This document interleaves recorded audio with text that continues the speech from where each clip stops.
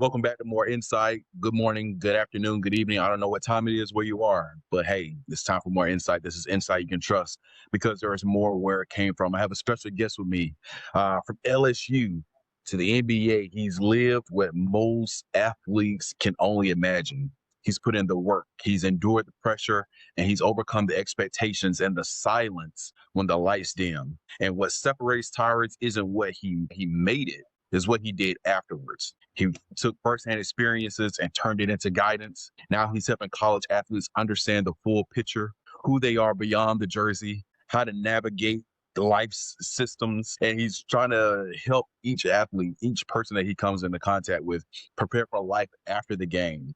Because after the game, hands stop clapping, fanfare kind of calms down, and you're just left with who you are as a person. This is Tyrus Thomas. How you doing today, my man? I'm good, man. How you? Appreciate you for having me too. Hey, man, it's been a long time coming, but all things happen when they're supposed to. Initially, I saw on threads that you were having some posts and tweets, if you will, and I said, man, I got to reach out.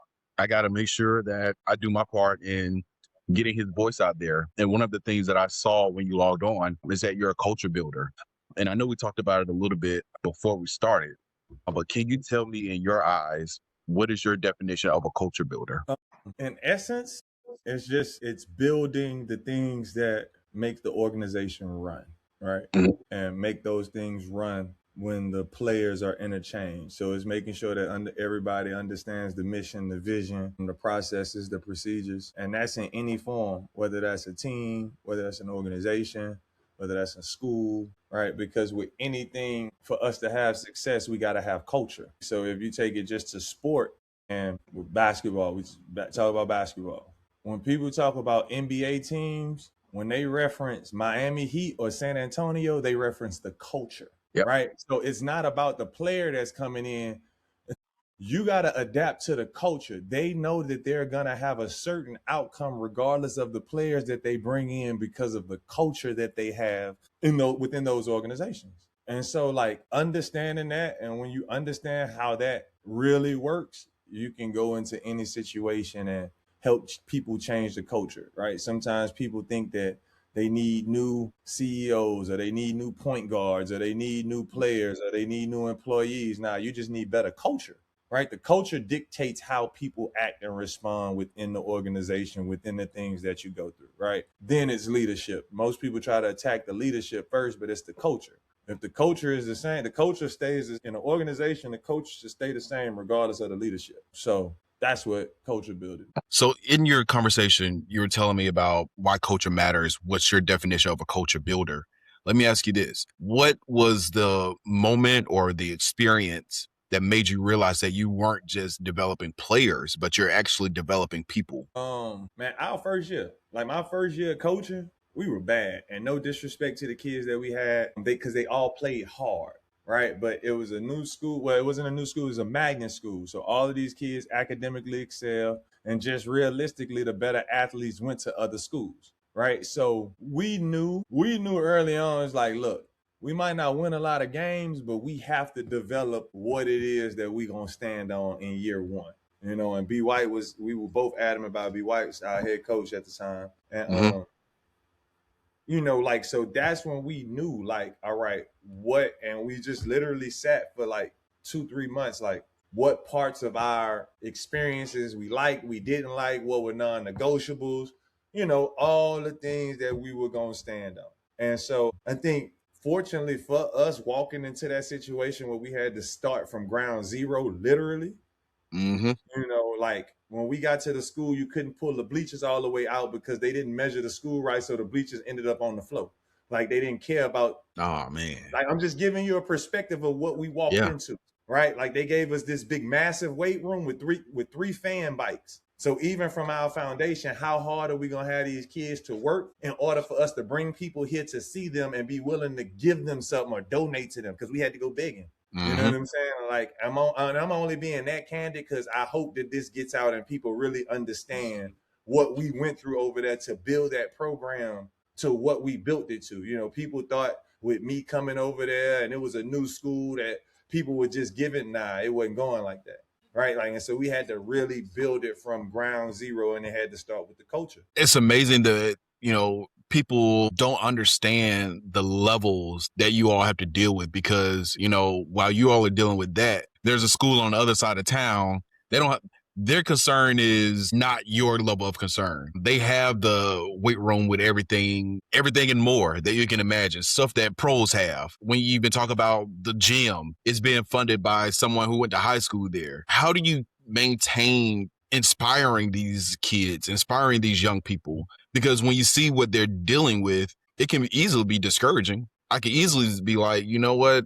I'm done with this. So how do you keep them going? How do you keep yourself going too? So like one of the things a lot of people don't know, in 2010, I got a Nobel Prize for Public Service, the Jefferson Award. And that kind of like really put more fuel into me. And it's like everything that God blessed me with, I got to be able to use it to help other people. Right. Mm-hmm. And so when I decided to lock in and coach, the one thing we knew was, to hell with basketball. We are raising men in America. And at the time, we had one white kid and one Asian kid. Right. So even more now, except one, we got people of color, men of color in America. Right. And so when it get down to the essence of the coaching, it's like knowing what we really doing it for. Right. And so I can't remember one of them years early on, but one of our slogans was no excuses, just results. Mm-hmm. Right. And so when we talk about that all the time, like as a coaching group, we used to talk about it's like, we're preparing these kids for the world, man. Yeah. Like, to hell with basketball. Right. And so like, it's easy to just care about winning. Yeah. That's the easy part. It's easy to say, I'm going to go get the best kids. I'm going to practice, and be done. The hard part is building relationships with these kids, so when they gone 5 years later, they still calling you.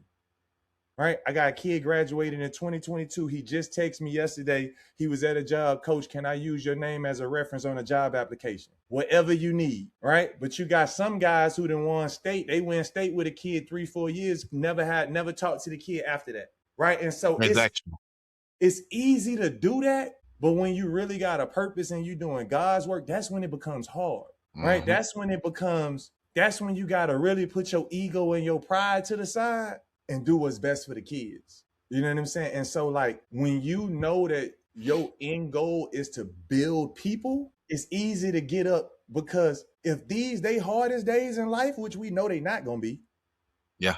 Then they good. Yeah. Right. And so like, it's the lessons of, we got kids who made it to college, Division I, and they remember when we ain't had no weights in the locker room. Yeah, man. The locker room was the cubby that's under the bleachers, and it ain't got no air vents. And we got to go raise money to get lockers, because for the first 2 years, we just got chairs, and we go and buy the little joints from Walmart to hang the clothes up in the, right? Like, they don't know about all that. Yeah. So when they start seeing the end result, people don't know. And it's like, this is a part of teaching kids how to plant seeds, right? So even those kids who didn't necessarily win, when we did get to the level of now being able to put vinyls on the wall, we made sure to put those kids who didn't win, because they were a part of building the culture, right? They had to lose and get beat up and get yelled at and run miles and miles, and they had to do that in order for us to build the culture to make it attractive. Man, that's the hard part. It's easy to go get kids. It's easy to have the best kids and win. It's easy to not have to deal with the parents. It's easy at our school. You got to have in the state of Louisiana, all you need is a 2.0 to play basketball, which is terrible, by the way. It sets the kids up for failure. But at our school, when we were at Liberty, you had to have a 2.5 just to be in the school, right? So for 9 years straight, at least a 3.4 average GPA. At an all magnet school, and all our kids taking advanced classes. They don't want to talk about that either, though. Right? So it's cool when you go win state, but when you got your 3 starters ain't doing nothing after school, what that mean? Who cares? Yeah. And I'm just adamant about being back where I'm from to help change the culture and the mindset. You know what I'm saying? Like, because we get lost in the sauce. Like, we get lost in the sauce with the self-gratification and the instant gratification and the things that don't really, don't really matter. Yeah. In grand scheme, it don't even matter. It don't matter. Let me ask you this, because former lottery pick, you've been to the NBA, you played in the NBA, you got what a lot of people say, you got that second contract, you got the contract that everybody wants. So you've seen it, you've done it. From how you were raised, how you were brought up, what are those things that you are implementing, teaching these young kids who are coming up behind us? What are you teaching them? Because this is a totally different generation. But I feel like, and this could be me personally, because of the heightened awareness that we have about mental health, emotional intelligence, that these kids have a lot more that they're dealing with, but we also have more information at the same time. So what are you teaching them that you've learned from your career to pass on to the next generation? For me, I just try to get them to understand reality. And I think that's what always kept me, was understanding my reality. Mm-hmm. You know, and so even I'm adamant, you'll never, this might go over some people's head, you'll never see a person who was initially asked to walk on at a school only get a scholarship there because somebody else got in trouble. Red shirt, play 1 year, and then be a lottery pick. You'll never see that again. You'll never see that again. LSU initially asked me to walk on. They didn't think I was good enough. I committed to the University of Miami. Perry Clark got fired, decommit, ain't got nothing left. A guy that LSU gave their last scholarship to, or allegedly, whatever. But anyway, he got in trouble. It opened up a scholarship. Yeah. I get there. You still don't think I'm good enough to play, so I red shirt, because even the scholarship, that was a favor from family, friend, whatever, however we do that, right? Me being able to be realistic and even tell that story like that is what keeps me grounded, right? Man. I can't walk around and be like, oh, number 4 pick, one and done, da-da-da. Nah, a lot of shit had to happen the right way. The wind blew, God sneezed, it got hot. Like everything happened how it was supposed to happen for me, and I was prepared, right? And so a lot of times, why I use that story, because even now, we have kids who walk around as if they've had the career that I had, and they don't even play varsity. Man. Right? And so I try to keep, and why I say that is because I can be realistic about the stellar career I had and be honest about how things had to go a certain way for shit to fall in line. And yet we allow kids to walk around as if they have made it and they not dominating where they at. So now take the sport out of it. What we're building are unrealistic human beings. They're going to get into this world and they're going to become adults, and everything is going to be unrealistic. And then we're going to get tired of them because they grown, right? And because they grown, we're going to get tired of it, but we're going to neglect the fact that we allowed them to do that with something as simple as the sport, right? So like the parents who cry and my child need to play, da-da-da. You know your child don't do nothing extra outside of practice, and you got nerve enough to tell the coach something. Everybody crazy, because even if he is better than the other kids, you know that your child not working for it. So essentially you teaching them to want something without working for it. Because soon as they graduate high school, you're going to want them to go to work and put something on them bills and get out. There you go. Right? But you ain't prepared them for that. Man. And so the reality, we gotta, like I talk to pros all the time, right? Like I don't even want to say Cam Newton, right? Football, Cam Newton is the MVP, right? So at no point of time should we ever see Cam Newton at any youth football event and the adults are encouraging and or allowing the kids to talk to Cam as if Cam wasn't MVP, right? And so why I'm bringing this up is because it's too often these adults are in their pride and they don't acknowledge the pros when the pros are around. And they don't treat the pros like pros when the pros are around. So now the kids develop a complex, right? The kids develop a complex. So for me, for instance, I ain't the only one from Baton Rouge that made it to the league. I ain't the only one from Baton Rouge that played at LSU that made it to the league. I'm the only one from Baton Rouge that made it to the league that came back and that's willing to help the kids, though. And Mark has been around lately. You know what I'm saying? He was helping some middle school kids. But when I'm saying that is because people are the coaches, the grown men will walk around and act. And for the most part, none of them know me outside of basketball, right? And so they will walk around with a complex and rob their kids out of something that they can't give them. They can't give, That's bad parenting. That's just like bad parenting. Because you can't give it to your child, you ain't gonna let them have it. That's bad parenting. That's selfish parenting. right? And so a lot of times, you know, like, and I phone 10, 20 pros, and we all talk about this because they all go through the same thing. And it's like, dude, we just want to help the youngins. We just trying to be what we ain't have, because we know what could have made us better, what could have made us worse, what helped us, what y'all ain't thinking about it like that. Right? And so it's just reality, man. You got to give them that reality. I said all that to say reality. Having a sense of reality keeps me grounded, and that's what I try to give them. And I don't understand, like, when you are being real, people always want the real, but then when you give them the real, they treat it like it's negativity. They treat it like you said, Cam Newton, they had like he was some poo-poo player from whatever. Like, what are we doing here? And that's the adults' fault. Yeah, for sure.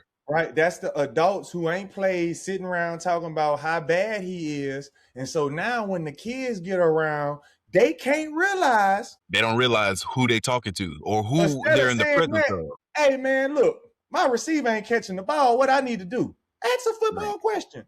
Because you'll never, guess what? You'll never get an opportunity to be that close to MVP and get some real insight ever again in your life. And them grown men rob those kids out of those opportunities. And they do it all the time. And I'm going to speak for basketball. In gyms, I see it all the time.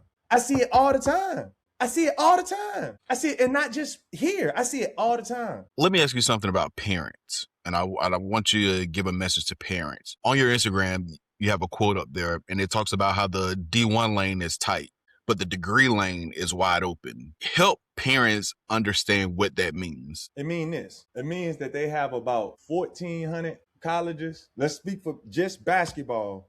There's about 1,400 collegiate programs, right? So by the numbers, that 365, 364, that's Division I, reality is knowing that by the numbers, you're not a D1 athlete. Just by the numbers. That's reality. I'm not talking bad to you. I'm not talking, but on average, the average college athlete is not a D1 athlete. By the numbers. Only 20% of college athletes are Division I athletes. And so when people don't, 20%, only 20% of athletes are college athletes are Division I athletes. Why? Because it ain't that many Division I's, but it got a whole bunch of other schools that got 4-year degrees. Absolutely. Right. And what people don't, and what parents don't understand is, if you're not being heavily recruited, not saying it hadn't happened, you're probably not a pro. You probably won't be a pro. Right? Not saying it won't happen, not saying it can't happen, not saying you won't be that 1 in 2 million. All right? You could be, but you're scratching that lottery ticket. Right? If you ain't being heavily recruited, most of those NAIA, D2s, D3s, those private schools, them degrees hold more value, more weight. You got more networks. You can get more specified into what you're trying to do. You can have a better support system. You're going to have, because ain't no knock on them, but your lower level D1s, even when you talk about housing, food, training facilities, you might as well go to some of these D2s and these NIL. Oh, I'm gonna start I'm launching either today or tomorrow my global basketball community. I'm gonna start highlighting, and it's literally for coaches and parents to get a better understanding of this basketball, because I don't want to flood my social with just basketball, but it starts showing them. Oh, you want to be D1? Well, you go to this D1. You should have went to that D2 over there. Because you're going to eat better, you're going to sleep better, you're going to get more on your refund check, because they ain't got to go through the other stuff. And so now they could give you those special cases, and they can have the families that take care of you, because they don't got the NCAA rules like everybody else. Right? So even that, people don't understand that. Like, they don't understand the levels of it. So why I say the D1 lane is tight, because it's only 20% of college sport. So you shooting for this 20, shoot for that 80, you got a better chance of success. Even now, you got more. People are seeing the trajectory of college recruiting right now and still be like, oh, my baby gonna go D1. No, they not. If they not top 100, they not going D1 no more. I'm sorry. It's bad. It's just, and so like, that's what I mean by reality, right? You got 1,000 kids in the transfer portal. Coaches are verbally saying that they not recruiting high school kids, and parents are still hollering. The parents who kids not dominating where they at still. My baby gonna go D1. We waiting on something better. We waiting on, man, y'all. Let me not say that word, because people ridicule me. Y'all unrealistic. Right? Great word, by the way. It's unrealistic, man. Like, and so if we can't change, it's like the target moving, but they still want to shoot where the target was. You can't do that. They do that. The target moving. So Mm-hmm. you gotta adjust. And so it's like it goes back to that word, like realistic. Like they just, if anything, man, I just need parents to be more realistic and to be more open, right? And even I'm gonna say this again. If the only reason you paying for training and all this other stuff is to get a college scholarship, pay for tutoring. There's more money in scholarships given every year in academics than it is in sport. Period. Hard stop. So I hate the narrative of we only doing it to get the scholarship. Academics will get you more scholarship opportunities than any ball ever will. Hard stop. And guess what? Because even if you're only doing it for that, you still need to make sure you're a college athlete, a college ready, because you still got to go to class. Still got to go. And I'm gonna tell people this. I tell people this all the time. I'll be lying. They got kids who ain't gotta go to class, but you gotta be that good. Yep. And if you that good, you ain't worried about getting recruited. They already on you, right? So it's if you need help, you ain't. That was to that point of if you need help being recruited, you're not good enough to not be smart, right? Like if you need help getting recruited, you're not good enough to not be smart. Because if you good enough, they not gonna ask your grades. They got some people who they don't ask grades. For most part, they're gonna ask about the grades. But they got some people, and I done played with some who good, man, I don't care what their grades is, they gonna make it happen. But you're not that good. If you need help, you're not that good. Those people never needed help, not getting recruited. Right. And so it's again, we gotta be realistic in who you are and where you stand in the struggle. Shout out to Lauren Hill. Yeah. Good one. And so that's my message to parents. Just be realistic. That's the only way we could get the best results. We got to be realistic to get the best results. And here's the thing, we're in January. At the time of this recording, this is the 22nd. A lot of people, when they start their New Year's resolutions, if they have one, they normally quit by day 20. So let me get into some goals. What goals do you have for Tyrus, short term or long term? It's cliche, but long term is just be my best version of me. Mm-hmm. Short term is continue to be the better version of myself every day, learning, reach more people, help more people, but then also like I mentioned, and I'm on here, Small Talk Performance Lab, actually growing and getting clients that actually are serious about performing, whether that's in sport, life, and willing to invest into, themselves. Like, yeah, we talk about the investment, but I also like to see and help people, because the Tyrus that people see now wasn't done just by me. It was intentional investment in myself, time, right? And like being able to help people is a gift that I have because I'm transparent, right? And I'm old South Louisiana, right? So I grew up in the Baptist church. Like I believe in God. I can't get into the religion, but that old Baptist put something in my soul, right? Man. And I know the essence of God is loving on people. I know what it feel like to have $12 million in the bank in a 5,400 square foot house and miserable. I know what that feel like, right? And so, like, again, it just go down like that being that old Southern Baptist. I do hold on to that because when I say that, the essence of that is love. You know what I'm saying? Come here, baby. Let me feed you. Let me pray for you. You know what I mean? You know what I'm saying? Like, that's just how I grew up. We didn't have much, but I'm getting chills. But my grandmother was a great person. I watched my grandmother be a great person to a lot of people. I watched my grandmother change my perception of people that I thought were horrible people by the way that she treated them. That part. That's how you know she's a good Christian woman.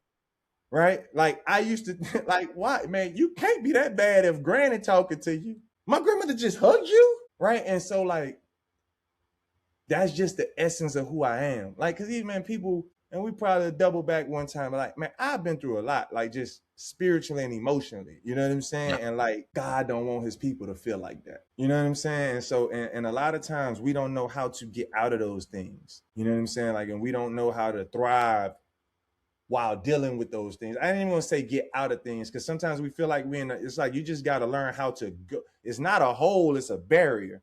And sometimes we think we got to climb out. Now you got to figure out how to just keep moving. You know what I'm saying? And so that's really my goal, man. Like if I can get that to where, you know, we got written goals and visions. So if I can see those things come to fruition, I'll be more than ecstatic. Do you see coaching in your future? Man, I'm gonna tell you like this. I personally believe that if I had the opportunity, I'd be one of the greatest college coaches ever. I have no desire to coach professional sports. At the high school level, there's only one group of guys that I'm rocking with. So if they ain't in it, I ain't in it. But on the college level, because I understand coaching, right? And so people like to throw X's and O's around, and all that's good. But at the end of the day, all the sets the same. Everybody got the same playbook. They just call it something different. How can you relate to people, right? How can you manage people? How can you manage, motivate, get people aligned, making sure they stay fulfilled and getting the things that they want while still being inside of this ultimate goal? It's managing people. It's not got nothing to do with the sport. You know what I'm saying? I think we talked a little bit before we got on, arrogantly, and I think rightfully so. Rightfully so. I felt like I would have a college job, at least an assistant job this year, and especially closer back home with me coming back home from Green Bay. I didn't get an opportunity. For a while, I let that affect me because of the other people that were getting opportunities. I'm like, well, dang, you only know me from hooping. Yeah. Right, like, right. And so I had to do for like some months. Even it took me a minute to get back to you because I was going back and forth with a school about a job that didn't go through. Mm-hmm. But I had to give it to God. If I'm not chasing it, but if the conversation, if a decision maker felt like they needed somebody that cared about their boys and developing them into young men and developing them into leaders while still giving them the game of basketball, and they gave me a call, then yeah, but I can't chase it because I don't want to lose myself. I almost lost myself this summer. That's good. Yeah. Right. Like I almost took a couple situations or did a couple things that I would have regretted in order to be on the sideline. And that's when I realized, like, I can't compromise me. As bad as I want to coach, as bad as I can't compromise me. And I have to be at all times what I needed for these boys. You know what I'm saying? And if I can't be in a situation where I can be me honestly and be that person, it's not going to last and it ain't going to work no way. I've learned so much just from the brief time that we had this conversation. I'm also inspired because I love to see when people, like right now, I see that you're locked in. You tapped into what you're doing.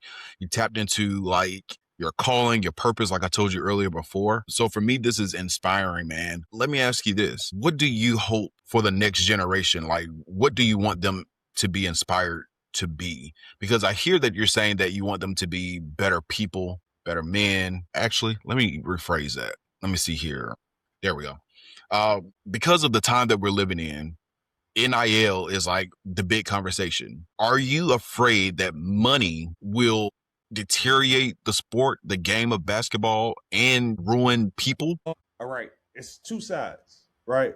Get your money. For sure. I tell people often, I just wish the NCAA would have just left the schools alone and not made it legal. And why I say that is because people have been getting paid, but only the people who were good enough got paid. And everybody else, they understood the value of their situation and the scholarship and right. And so again, it just goes to the lack of reality. Like, so basketball, I don't care how I do care how it turned out, but I hope they can understand. But this is, I need the realism, right? In basketball, no, and I'm gonna speak on what I know because I know them. They in my area. I grew up around it. No SWAC school should be paying any player. Why? So if your argument is, well, they make so much money for the school, what they make it at in the SWAC? Point. So you got nerve enough to think that now these the only people that want you. These the only people that want you.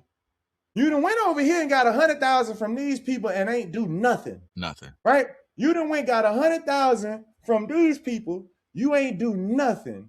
But I blame them too. And the SWAC school foolish enough to give you money when you ain't do nothing there and we can't even put 500 people in the stands. But We're not getting that money back. you know why they willing to do that? Because they trying to skip the culture building process. Because at a SWAC school, your culture should be, if you ain't grateful to be here, I don't want you no way, because we don't got no money. We ain't got no money. We don't have no money. So when I talk about being realistic, there's like, that's a clear, and so it's not to jab at the SWAC schools, but how dare y'all? Yeah. You should be building your culture on young men and women who want to better their life and have an opportunity to play sports while they do it. Now, if your name, image, and likeness brings in these businesses that want to make deals with you, cool. But how dare we be paying you to go to school and paying for your scholarship, and we can't even sell 100 season tickets? Yeah. How dare we? So we create monsters in this. So I'm not hating on the kids getting the money.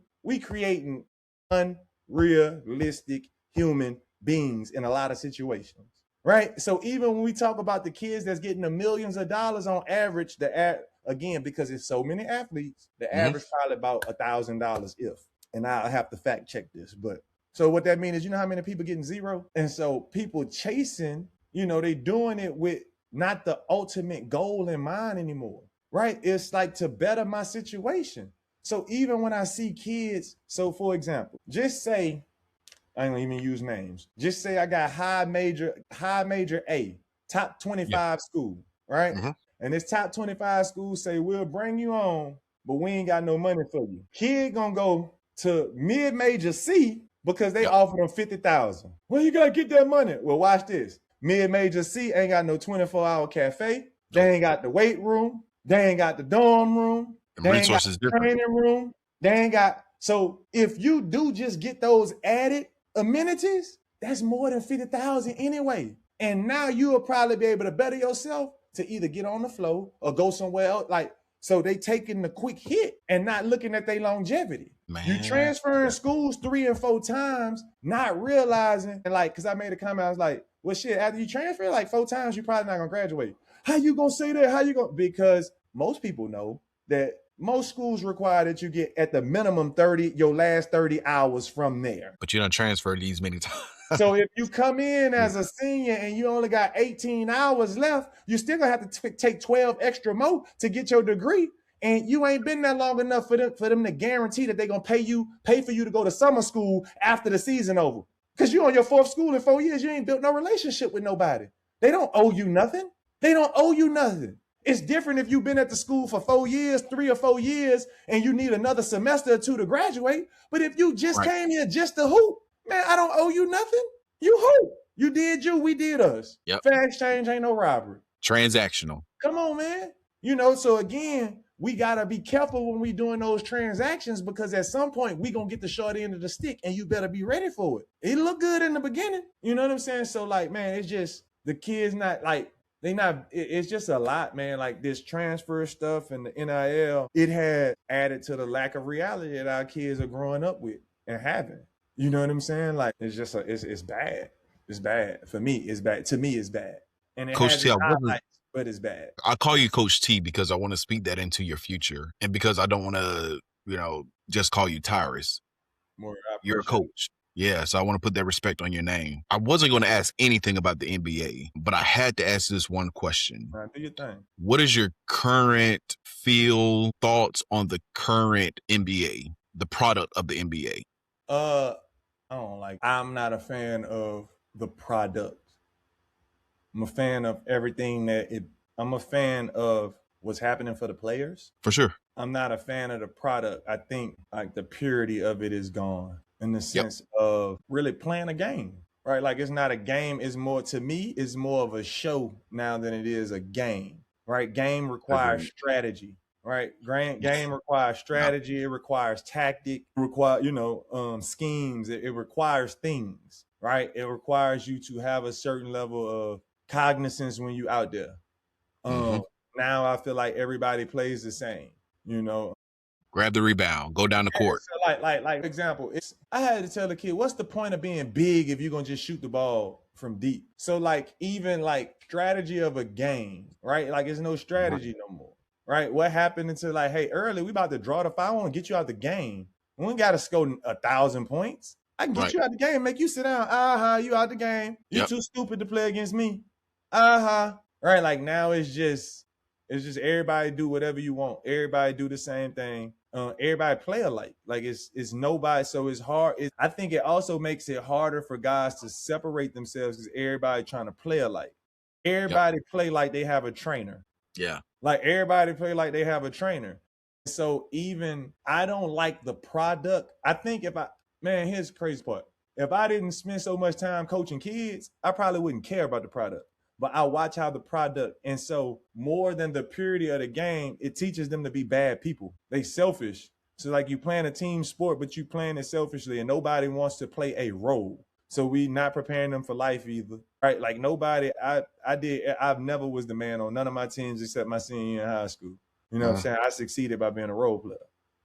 And when kids understand that, like teaching them to be part of things, like we're not like that's how you become a part of something, right? Like you got to be able to be a part of something because, and man, I get on bro, and then I'm so critical of youth coaches, especially the black ones that's coaching black boys, because as a black man, you have to learn to be a part of something. For sure. Because at the minimum, we all want to have a family. And if you don't know how to be a part of your family, it's going to be hard. And you might go through wives and baby mamas and before you figure it out, right? Because it's about understanding how to be a part of something and what roles are needed for success at that time. And just from a basketball standpoint, the way the NBA plays, my grievance is because the younger kids play like that. And these are the things that happen. I see this when it ain't so for me, it ain't, oh, the product bad, I don't like watching it. I don't like it because I see these kids and I see how the basketball product has affected the mental state of the child, the mental state of the parent, right? And so now I'm literally watching relationships get strained, beefs happen between parents, all because the kids don't know how to be a part of a team. That's it. They ain't got no real beef. It's just they pissed because this kid took 20 shots tonight and my kid ain't shoot the ball 5 times. But your kid also the biggest one on the court and they ain't giving 2 rebounds and you ain't pissed about that. Right? So you ain't teach them to be a role player while still getting the things they want. And so it's causing strife. But that's going to create bad people or not so good people. Or you're right. And so like people don't understand when I be thinking about stuff, it be so many layers to it. And I think that's why I bump heads with people because I be so deep into it. And it's like they probably can't even see why I'm that adamant about it or where I'm going with it. Because it's like I'm looking from 30,000 feet high. I'm not right here with it. You already had the bigger picture. Yeah. They had the coming soon to theaters part. Yeah. And I have to catch myself on Instagram threads a couple times because it's almost like, even with that, like I think social media play a part in it too, with just opinions and the people and the way we think. Sure. Because it's like I've never seen somebody argue with a doctor about their diagnosis, but you will argue with a former player because how they see it don't agree with you. Now your doctor told you need to stop doing something, you be like, I know. All right, I'm gonna get it right. Because you know that they're expert in their field. You know that they gave their life to that. But yet somebody, watch this. And you only know because of that certificate that's on the wall. So that could be fake. But the person that you watched, the person that you can Google, the person that you know, even if you feel like they the worst person to ever play, they're an expert. They just a bad expert. But they're expert. Here's the other thing. You can take that same person who played in the NBA, even if he was the last person on the bench, you can see he played in the NBA. This doctor, you don't know what his GPA was in that school. He could have been bottom of the class, but he still has that. You don't know how many times he took the test. What I know about a pro athlete, they get cut 2, 3 times. They ain't playing no more. Hello. You feel me? And so it's like, so when we talk about reality, it's like that. Right? It goes back to like, we don't understand how much sport is skewing the reality of people and kids. Like, and so a pro could tell you what it's like. Right? So I remember a parent asked me about their kid and I was like, man, I don't really think your kid is a college athlete. They got college talent, but I don't think they're a college athlete. And he was like, well, what you mean by that? I say, because I have to continuously reiterate myself to them. Mm-hmm. A pro know that coaches ain't about to deal with that long. And if I got to keep telling you don't want it bad enough, so ain't no sense of us wasting our time. Because that's what we doing. You hoping. I know what's finna happen. I know what's finna happen because I done seen this too many times. You hoping because you've never seen it up close and you like this. Well, I've seen it up close like this, right? And I've been in there watching people get fired and cut on Christmas Day. I understand how this go. I understand what it's like when you can't listen. I can tell you what's going to happen because I done been in the practice in training camp where guys get cut for not having their shirt tucked in, not because that was the real reason, because all y'all good enough to make the team anyway, and we got to find a reason to send somebody home. So if you can't pay attention and listen and follow the small details, this ain't what you want. Let me bring it on home, man. I have a segment. It's called 3 on 3. These are 3 questions. You give me your top 3 answers. As the kids say, I listen and I do not judge. Give me 3 of your favorite musical artists. Ooh, that's good. Dead or alive? Let's go alive. All right, dang. Lauryn Hill. She's always gonna be a staple. My favorites are dead. Man, I'm gonna tell you. You know who I like right now? I don't listen to a lot of music for real. So my favorite artist, if I got in rotation right now, Lauryn Hill, Mick Jenkins, and I like your boy from the Bay, La Russell. Hey. Yeah. Hey. Like I just like good music, bro. I'm just in a space too where it's like I just gotta have good vibe. Like I can't do none of that sad stuff. I ain't trying to do. Like I just need good vibes. Speaking of good vibes, me and my homeboys, we call this like finding those pockets of joy. So give me 3 things that brings you joy. I ain't gonna lie. Being in the gym, me and my partner, like we in the gym and we just talking, but just shooting around, but we not shooting for real, but we just talking. Yeah. I like that. I love that. That's top tier. Man, my 5-year-old son, pocket of joy every time. And then quiet. I just like quiet. Like I wake up early, 4:35. Always got to give me like at least 30, 40 minutes of like just quiet. Quiet is underrated. When my wife and my son are gone from the house and it's just quiet, man. Quiet. And we have a dog too. So I definitely understand that, can relate to it. Because you're from and you live in good old Baton Rouge, I need 3 of your favorite Louisiana dishes. Gumbo. For sure. Jambalaya. Yeah. It's going to be like a whole meal or it could be anything. It could be a whole meal. It could be anything. This your favorite meal? It ain't a meal, but a snack. What you got, snow cone? Nah, hog head cheese. Really? I like that. When it's done right. I got a couple of places that I know I can get it from that it'd be good. I like a good hog head cheese. A good cheese is good. Man, I love me a good etouffee. You give me a good etouffee, I'm all right. But I say, like, for me, I think good cheese hard to come by. Like, everybody don't know how to cook it. For sure. You know what I'm saying? So, like, if I can find a good hog head cheese. You in there. Man. Coach T, I appreciate you jumping on with me. Can you tell the people where they can find you, where they can keep up with your journey, man? Man, TyrusThomas.com is actually a thing. All socials, Tyrus Thomas. You can check out Global Basketball Community on social media, Small Talk Performance Lab. Yep. There you go. There you go. Hey, this has been Coach T as my special guest today. I am your host, Chris Moore. Make sure you like, make sure you subscribe, make sure you help us grow this channel so we can do great things like this. Interview dope people who are doing dope things. And I can't wait to see Coach T on the sidelines. I can't wait to see Coach T inspiring young people, even on a higher level. So make sure y'all lock in with him. Make sure y'all tap in with him. Send some support his way. I'm pretty sure you got somebody in your family who says, you know what? I got what it takes to be a part to make it to the pros. Well, here's a pro right here and he can tell you how to get there. What better person, you know? So I appreciate y'all joining me, locking in with me. We are at 1,500 subscribers. Let's try to get up to 2,000. Let's try to grow this message, extend this message to somebody that needs to hear it. That's what More Insight is all about. So I appreciate y'all locking in with me. Make sure y'all lock in with Coach T, and we'll see y'all again.